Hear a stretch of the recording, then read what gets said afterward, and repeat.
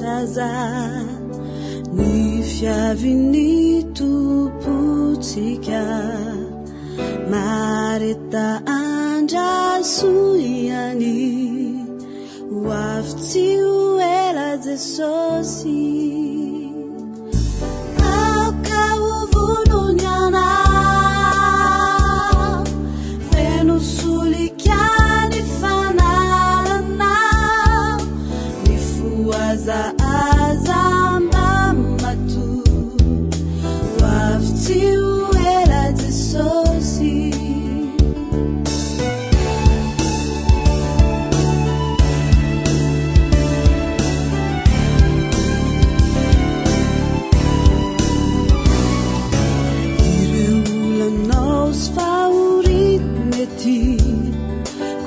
Kutantsenao zainy sitety tsy ho tsaronitsonizany rehefa ho avy Jesosy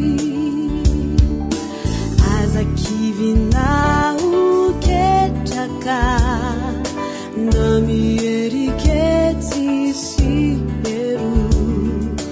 zao no tsaroviaoko Ciao, hoavy-tsy ho ela Jesosy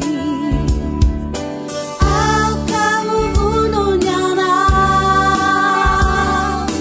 feno solikany fanananao